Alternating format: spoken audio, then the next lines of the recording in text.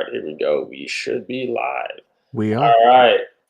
Now, earlier tonight, we got a Yes. little bit of a notification, a little bit of a bomb, a little Passan bomb, as those like to call it. If you pay attention to basketball, the Woj bomb.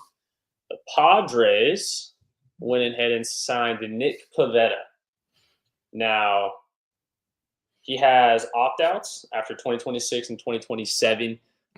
Per source, he gets a $3 million signing bonus with a $1 million AV for this year, which helps us in the CBT, helps us stay under the luxury tax, which is huge, massive, something that the Seiler brothers, obviously, in all the articles that we've been seeing and everything throughout the offseason, wanted to stay below. And then after the $1 million in 2025, 2026 got a $19 million cap hit, 14 million in 2027, and then 18 million in 2028. I personally love this signing. This is one of my top targets going into the offseason originally, was to get him because we did need that four starter after Joe Musgrove unfortunately got hurt during that playoff series, which was kind of a killer. Diego, what are your thoughts on it? Quite frankly, I've been on the Pivetta train since 2023. I wanted them to get him last year at the deadline before Boston inexplicably bought. So I'm pleased with it. I think the contract structure is really smart because not only the cash flow that you need for this year to get him, you only need $4 million this year when you add it all up. Next season, it goes up, but it's perfect because Dylan Cease would be a free agent. So that's about 14 million plus that you don't have to worry about. Not to mention it gives you further depth in the rotation and more time for some of your younger arms to really develop. So having been tracking the minor league system most of, if not the entirety of last season, they have arms. They need some time. They're a lot more raw than some of us realize. I think the closest prospect to being big league ready is Omar Cruz, who's currently ranked at number 22 by Pipeline. Personally, I had him at 20. A couple of unranked guys who are pretty close, and then Austin Krob, and he's ranked at 29. I believe that's my ranking, but he got an invite to spring training, so he's almost ready. The only thing with Pivetta now coming in is you ease the weight on some of those guys, and your fifth starter essentially boils down to Matt Waldron, Stephen Kolek, Randy Vasquez, or Johnny Brito. Yeah, and we saw what we got from Matt Waldron last year. Unfortunately, until about towards the end of the year when he started getting lit up a little bit more, which is what you're going to get from a knuckleballer. Somebody doesn't have too much life on his fastball, not a lot of speed, easy to track. But he did say earlier today when talking to media that he wants to start throwing his knuckleball more. He only threw the knuckleball 38% of the time last year, which if you're a knuckleballer, that has to be your primary pitch. Be throwing at least, at minimum, in my opinion, at least 45% of the time. You should be throwing it half the time because of how much that knuckleball moves and everything, especially if you're in the right ballpark, especially in Petco, that ball's going to move. That ball's going to move a ton the way the knuckleball throws and everything. Sure, it's going to cross up the catcher a little bit sometimes, but he's got to get that knuckleball moving. We saw what we got from Randy Vasquez and Brito last year in very small starts when they would come up, very small stints when injuries would happen, double headers. Don't really like Randy Vasquez too much, in my opinion, due to his lack of getting strikeouts and giving up a lot of hard contact. I like Johnny Brito's pitch mix a little bit better, also due to his speed and the way that his sinker is. It's just, can he control it? Will he show control in spring training? Which that's something that I think Padres fans should be looking out for during spring training is who's going to be your fifth starter? Are you going to get Brito? Are you going to get Kolek, who they're trying to stretch out? Don't really too much agree with Kolek stretching out, but he does have a pitch mix to be a fifth starter. Or do they go non-traditional? Do they go six starters? What's your thoughts? Do you think we should go six or we should stay at five? Yeah, I am going to play devil's advocate to half of what you just said. Not on purpose. No, this is not on purpose. Just I think with some of these guys, like I really am on board with transitioning Kolek. He was a starter as recently as 2023, 2020, or 2022. Then he was a long reliever for the Padres last year. He has the stuff to be a starter. He has, he can command it because those pitches, if you saw the tail on that sinker, Like, that is a major league pitch. The thing is, he kept hanging sweepers over the heart of the plate. Like, if you watched him pitch closely, because I know there are people out there who would turn the game off when he came into the game because, oh no, it's just like at that point you kind of think, oh, we're punting the game. But if you really watch pitch by pitch, like, he has a really good, what I call an east-west arsenal in terms of its movement. Is that sinker is going to go inward on a right-handed batter, the sweeper and the cutter. The cutter he should throw a little more, in my opinion. I think really getting righties to chase, because his struggles were against right-handers, and I thought about this earlier because I went and looked at the numbers. His BABIP was 359. The league average is 300. Righties hit 380 against him last year, and that's because of the sweeper. That pitch has movement. He just snapped it off, like, to bring the arm in. He snapped it off way too early in his motion, so it would leak into the heart of the plate. So with Kolek, I agree with them stretching him out. I think that was the plan when they took him in the Rule 5, because you don't take a near MLB long reliever just to have him be an MLB long reliever. You clearly, there's something there that you want to work at. With Vasquez, he found form at the end of the year. And I know statistically you don't lean into small sample sizes as much, but if he proves in spring that he can really command his changeup, because that's going to be the key for Vasquez. He has a lot of stuff that goes right to left, but he doesn't really have anything that goes the other way. He can't really make lefties chase outside unless it's a backdoor breaking ball. And as much as some of the metrics might not like his curveball, I think his curveball has potential. And with his arm slot, because he's 6 foot, he's shorter for a starting pitcher. So with his arm slot, you have more possibilities. Unlike with Johnny Brito, where last season they used him as a reliever, then he was starting for El Paso. He threw a gem of a start in July, and then he got injured. I think with Brito, the injury risk is significantly higher because with how intense his delivery is. With Brito, like, if you see that delivery, it's like he rears back on every Yeah, pitch and throws with everything he's got. And I think that's part of the issue. When we got Brito in the Soto trade, I thought, okay, he's put him in the bullpen. You have Vasquez in the rotation, because that velocity and that changeup with a developing slider is going to play out of the bullpen. Like, we saw it when Brito came up the last time in Miami, and he was like 2 1/3 shutout innings against the Marlins in one of the Jackson Merrill late home run games yeah, with Brito, I think. And then to touch on Waldron, I do agree. He needs to throw the knuckleball more. He needs to have confidence in what got him to the big leagues in the first place. And the thing with his knuckleball is it's not soft. It's hard. It's 80s. He hit 84 with the knuckleball at one point. So with that velocity comes added movement because of just how hard it's being thrown. That's why you get a guy like Elise Diaz.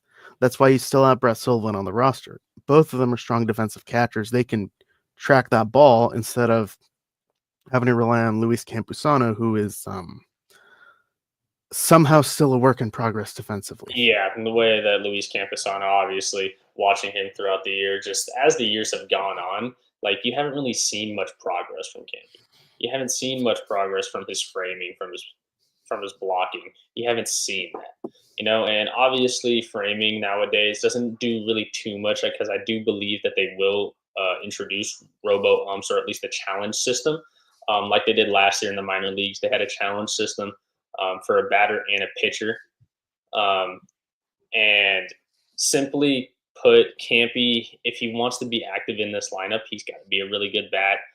When it comes to the pitcher side of things, obviously, let's talk a little bit more about Nick Pivetta and everything. Now, I do have some stats here from Nick Pivetta Perfect. since 2023. Mhm. Let me just pull this up real quick. So, Nick Pivetta since 2023, minimum of 250 innings pitched. In ERA, he's 3.32, which is fourth in the MLB. Yes. Batting average against 219, which is 13th in the MLB. Ks per nine, 11.08, which is fourth in Major League Baseball. K percentage of 30%, fifth in Major League Baseball. K to walk percentage, 22.8%, which is fifth in all of baseball. And in stuff plus, which is the big key here. His stuff, Yes. 126. Yeah, this is exactly the kind of arm you want in your rotation. Now, I don't mean to put caveats on some of the numbers, but in 23 he didn't start most of his appearances, but he was great as a reliever because he was throwing like 5 innings at a time. And again, I do agree this is exactly the kind of arm that this team needed, a guy who's going to give you 6 innings every time. And him being a fly ball pitcher I think helps you, which is not something you usually hear because Petco Park, early season, you got the Marine layer. So, I mean, I'm sure you've been to games in the beginning of the season. You Yeah, know and how it's we like. all know the Marine layer and everything. Everybody's seen that clip of when you missed the playoffs with Juan Soto, the Marine layer killing the ball in left field, which the Diamondbacks ended up going to the World Series. So everybody knows the Marine layer and the factor that it has here. Um, Really interesting thought here. Just a quick question. So we talked about Coley being stretched out as a starter. Yeah. How come you don't think they decided to stretch out Brian Hoeing, who we have, I believe, 4 more years of control over? He's got a really good splitter. The sinker got hit a lot last year, but the sinker has a lot of life.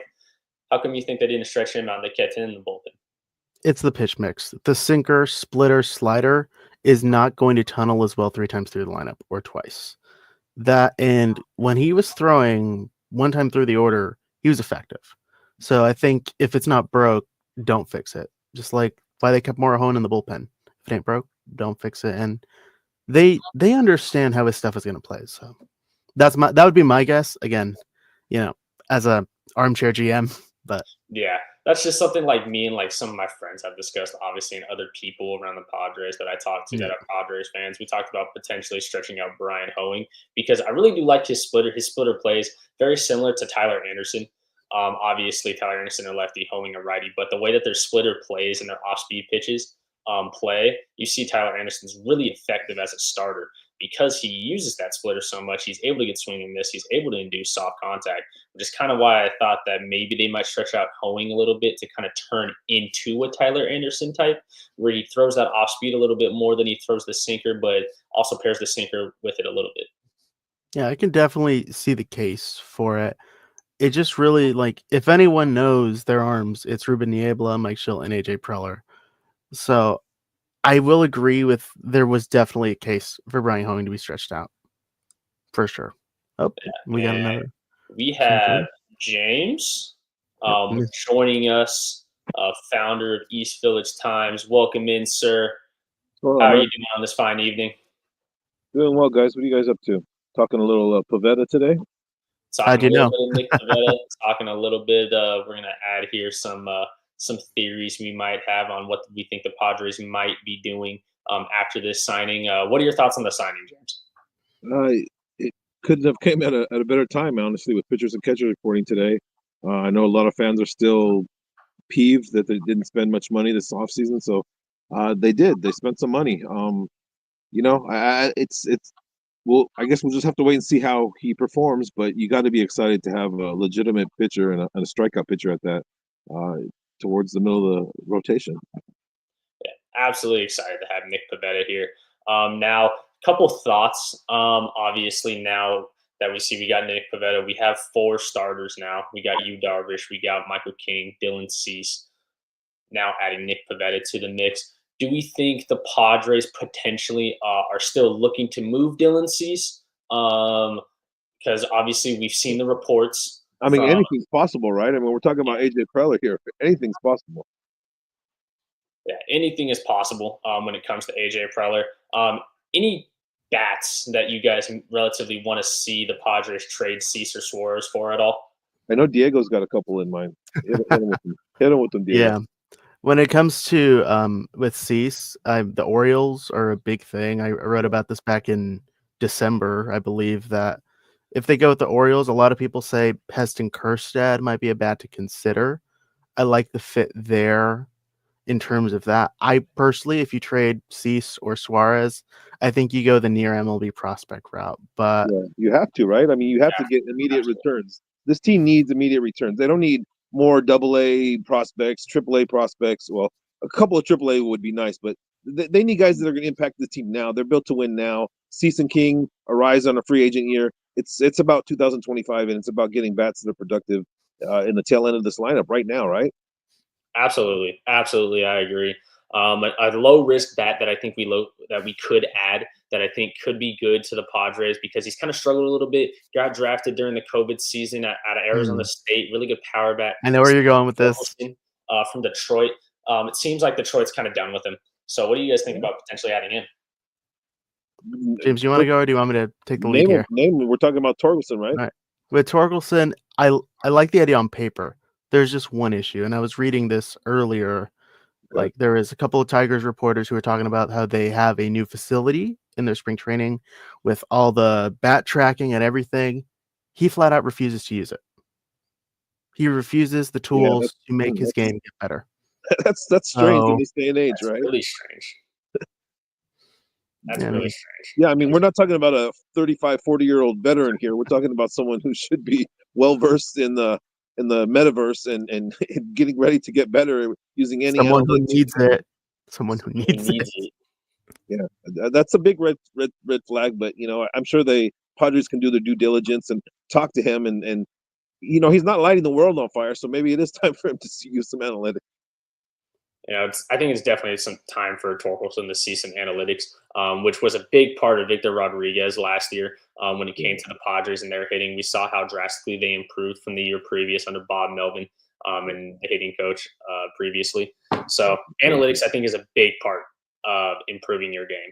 Oh hell yeah! It has to be at this day and age. I mean, you can't ignore the numbers. I mean, the numbers are there, and sometimes you're bombarded by them, but you still need to pay attention to them because you can't lie with numbers. I mean, numbers are there. You're not hitting a particular pitch in a particular count, then it's information that you need to absorb and utilize. I mean, let's just face it. The 34, 40-year-old veterans are gone. I mean, that's just not the way the game's played anymore. No, Yeah, I not the mean, way the game's played anymore. It hasn't really been for a while in a couple organizations. Obviously, we know Moneyball with the A's and everything, and the Red Yeah, Sox adapted that type of process. exactly. And just the way the analytics is, being able to see how you are in counts, what pitches you hit better, what side of the plate you hit better, what quadrants, it's massive. And I think hitters should be using that. And not only hitters, pitchers as well when it Yeah. comes to scouting and what bats can do and what they can't do against certain pitches and certain quadrants of the zone. Exactly. I mean, you said it. That's just how it is. Have you guys really talked about this stream and what we're looking forward to doing here at East Village Times? I want people to make clear that you this mind if isn't I, just the three of us every week. Brian, you mind if I take the lead on this? Yeah, go ahead. Yeah, I'll talk about it a little bit now. Us at the East Village Times, we haven't really utilized in the past our YouTube and being able to post YouTube videos, do YouTube lives. Now, I believe with the staff that we've created and everything, me coming on, Diego, the staff that James has created, absolutely terrific staff. We're going to try and do some more YouTube lives for you guys. Do some weekly updates, weekly previews, weekly reviews, some YouTube lives instead of just the normal articles that you guys can read and everything, but be able to go on our YouTube channel and watch back. And it's not just going to be for Padres stuff. It's going to be for Padres. If you guys are fans of San Diego State, stuff like that, we're going to be doing it for San Diego State athletics as well. So we want to kind of use YouTube and use this feature to get people enamored, and when we bring guests on, so that way their families don't have to read an article, they can watch them live and see how they handle everything through a live broadcast. I just want to make it sure to everyone out there that this is a work in progress. We're trying new things. We're open to new things. We have about 9-10 writers right now. You're YouTubers in our YouTube channel, so you're going to see a wide variety of personalities. Just give us feedback. Let us know what you like, what you don't like. We're going to cater to you guys. We want this to be a daily, weekly, monthly thing, or not a monthly thing, but a daily, weekly thing at least, and just provide a different type of content out there, something that a lot of fans have been wanting for a long time. So just be patient with us though, because it is a work in progress. This is our first endeavor, and we're running right now currently against DSG, which is probably not the best Not exactly thing. the best thing to do. Well, we're trying new things. That's the market.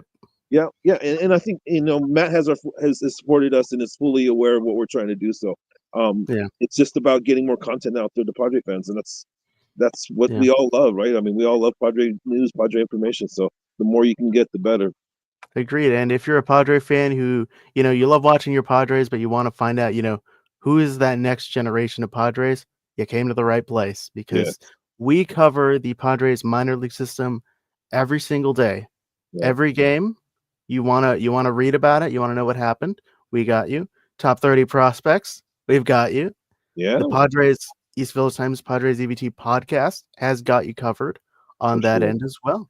Yeah, for sure. I mean, we've been covering the minor leagues for 10 years. We're doing it for free.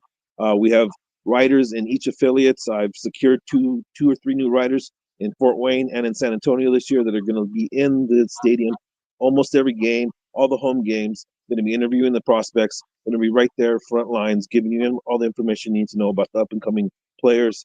We're excited for the future of East Village Times. We're going to take that next step, and we're excited for that. We're probably looking at maybe doing a YouTube or a live streaming minor league show as well, just strictly talking about prospects, since we're going to have these beat writers in these cities. So stay tuned for that. Again, give us more information, give us feedback.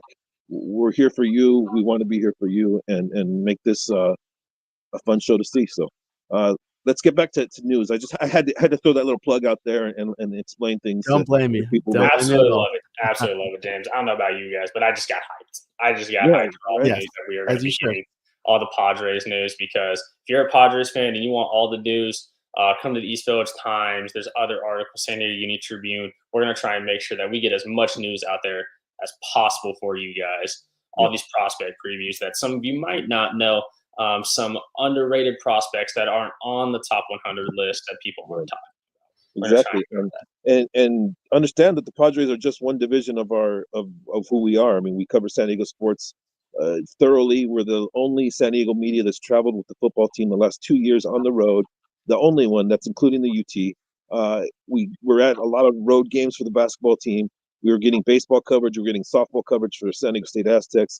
We have a full soccer team covering the San Diego Football Club, who's starting this season. It's exciting times that we have the wave. I mean, Francisco Velasco has been in Tijuana the last 10 years, the only English written content for the Tijuana Cholos for the past 10 years. So we're excited for what we're doing here. We just want to educate people and let people know that they can come find us.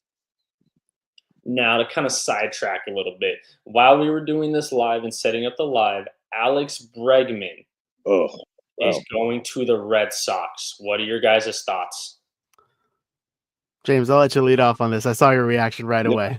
40 million is a lot for me. I mean, for a player who's, I don't want to say his skills are diminishing, but they're not exactly on the upswing. And this isn't a young player. So, I understand the Red Sox are built to win now, but it looks like Scott Boras actually did a very good job for his client. I mean, it took a little bit of time, but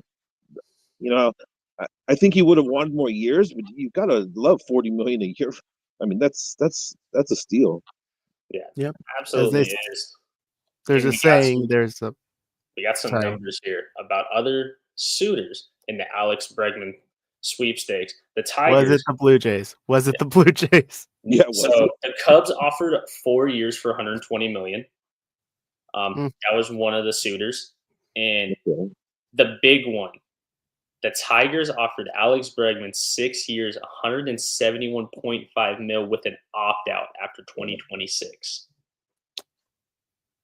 There is a saying. He took the right offer. I mean, right? Yeah, there's I don't know how many of you are familiar with wrestling, but there is the Ted DiBiase rule of everybody has a price. Clearly, Alex Bregman's price was very high. So Scott Boras, after the absolute fumble that was last offseason, I think this man's got his stride back a little bit, wouldn't you say? Yeah. Oh, absolutely. More power to him. Bregman took the right choice out of those three teams. I mean, the Cubs are competitive now, but the Red Sox are legitimately a playoff contending World Series type team. So I'm sure he wants to get back to the playoffs and win another ring. So going to Detroit would have been rough. I mean, let's be honest. I know that's a team on the upswing and a young team, but it's tough to get over the stigma that you have attached to an organization like that. I mean, we should know as Padre fans. Yeah, And we ballpark definitely should know. wise, like Fenway's the best fit for Yeah. his offensive Oh profile. yeah. He's a pull hitter whose fly ball power is to the pull side. So he is going to. I wouldn't be surprised if the Green Monster's not standing at the end of the 2025 season for the Red Sox. Yeah, the way that Alex Bregman, his swing is, he definitely needed to go, in my opinion, to the Red Sox or stay home in Houston. Yeah. Just because of those short, very short left fields. Yeah. I mean, Out in Houston, they got that short porch out there. Obviously, you got the Red Monster out in Fenway, and and Houston was going to move him to second, weren't they? I mean, and then put Altuve in left if they signed him. Or that's what. Yeah, Altuve's still going to be in left, apparently, according to some reports that have been out there. Which, not a bad idea, not the worst idea. I probably would have kept Altuve in midfield, but his glove was kind of diminishing a little bit. So you kind of hide him out there and left. It makes sense in that park and only in that park. Yes, right. Only in that park. Well, you guys got to figure that the Padres are after some kind of hitting, right? I mean, you would think that the addition of Hayward and Joe is not the only offensive upgrade. I mean, you can throw Gavin Sheets in there as well as an upgrade or as a potential starter or player for the team. But you got to figure that AJ Preller has an ace up his sleeve, don't you? I mean, it just seems like it's trending that way. I think a player to keep an eye on, because obviously we know how often the Rays and the Padres have traded in the past. Yandy Diaz, I think, is a name to keep an eye on, because I feel like he fits this team's profile really well. Just the way that he is as a hitter, he fits the team profile very well. Obviously, a first baseman, we're in need of a first baseman, would be a massive get, in my opinion. Yeah. Speaking of first base, another guy you could go after if you wanted to is Ryan Mountcastle, staying in that same division. Yeah. He offers a lot of what Diaz does. He isn't necessarily, the biggest contact-oriented bat like Diaz, who's going to hit 300 every year. But Mountcastle has some power, and he's playing in Baltimore, which, quite frankly, if you're a right-handed hitter, it is hell.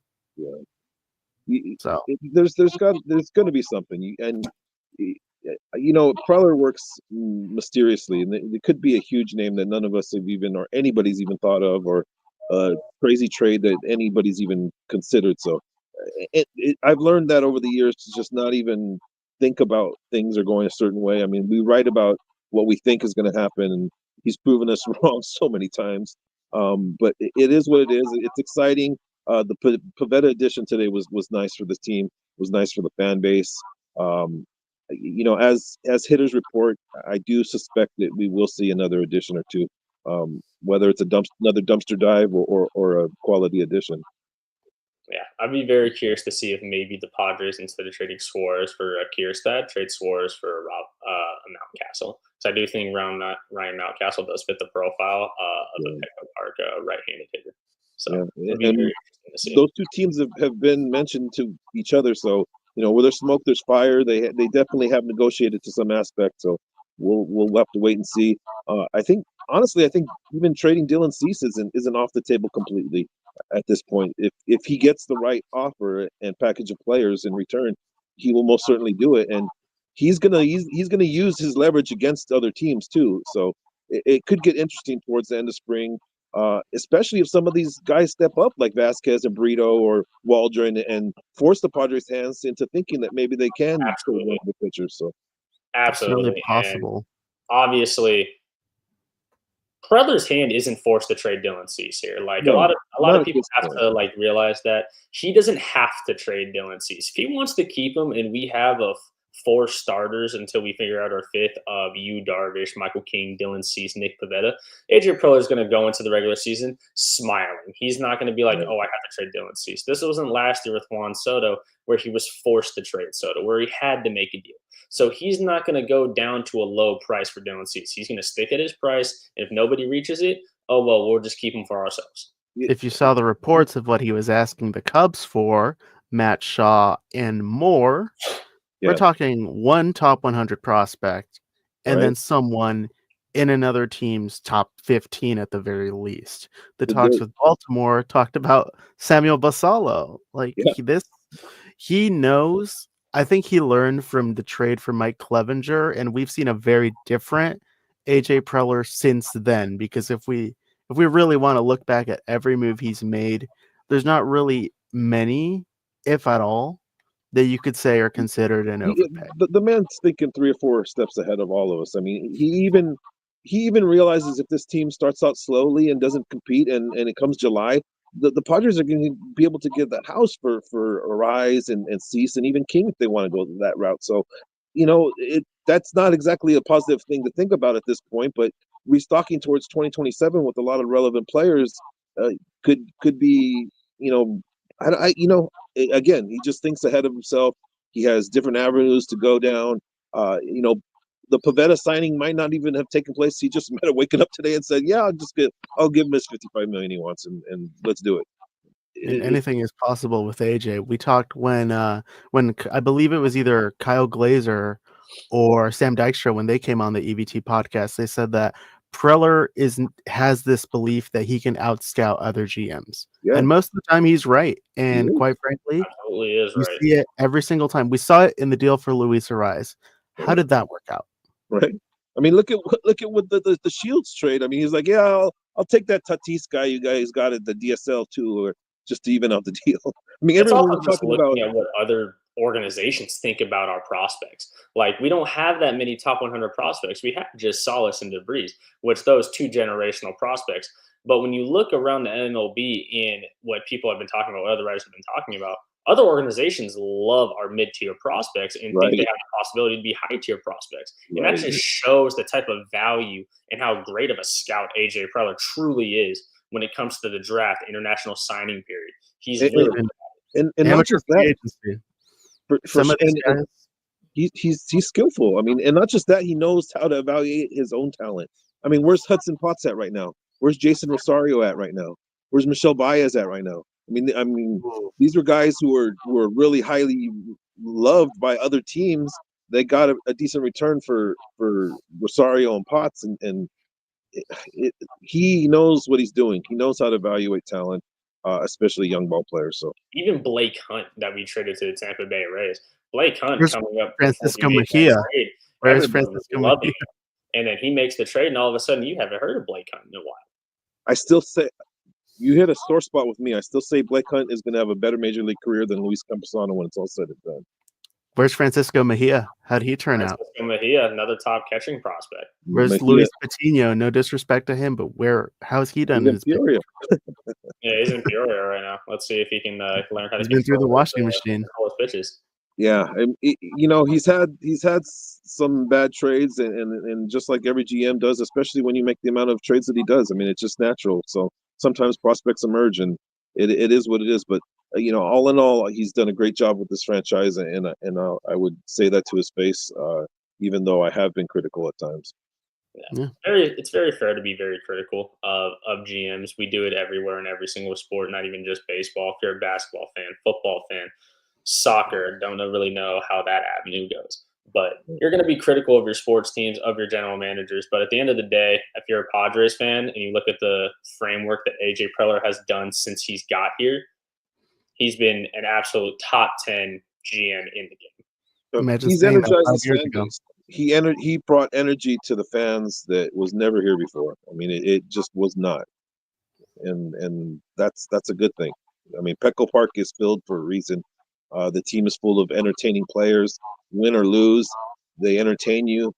You feel like you spent your money in a worthy cause, and that's something that small market teams really need to embrace and look upon. That it's about the atmosphere and the quality of entertainment that you provide people nowadays. Because honestly, I love baseball, but it can be boring sometimes when you're out there at the game. Yeah, Absolutely. to kind of jump off what you're saying, that when it comes to a GM, there's not really a ton that a GM can do to energize your fan base, but Preller does exactly that. Something in my now 20 years of watching baseball, like there are a lot of small market GMs who are afraid to get burned at the table. They are afraid to make that move. We I play mean, it safe. Neil Huntington and the Chris Archer deal. Look how that panned out. Yeah. Oh, Yeah. They're afraid of making that mistake, and that's really the fundamental issue. If you're afraid of making the mistake, you're never going to do it, and you won't learn unless you go for it. And Yeah. AJ Preller went for it right away. Did it work? No, but he learned from it. Sure. It's still an exciting time to be a Padres fan. Don't ever forget that. Oh yeah. I'm old. I lived in the doomsdays that you guys all have heard about. So it's still exciting. Brian, thank you for hosting this. I think it's time that we probably cut it short. Anything else before we get going or get out of here? Topic wise, I have a feeling we'll be back in the coming days, maybe with different writers, different speakers. Just kind of just shooting the shit about the Padres. Absolutely. Just be on the lookout. I will be doing lives and streams covering San Diego State as well. When it comes to softball's got a huge invitational coming up out in Clearwater, Florida, facing two ranked teams and another team just on the edge of the top 25. Baseball's got a huge weekend out in the desert. Actually out around Peoria area, around the spring training complexes, going up against three really great schools. So I'm going to be doing some live, some streams, even on Twitter as well, talking about those, having a recap of those games. So just be on the lookout for those. Nice. And Diego and I will be podcasting very soon. Keep an eye out for that, as well as Mr. Garcia's top 30 prospects list that will be coming out shortly. I'm very excited to release that. It is a labor of love, and I'm very excited to put that out there for everyone because there's some names that some people might want to put some stock in before the year starts. I'll leave it at that. I agree. All right. Well, thank you so much for joining us today, Diego, James, founder of the East Village Times. Love these guys. So it's been a pleasure. Everybody, have a great night.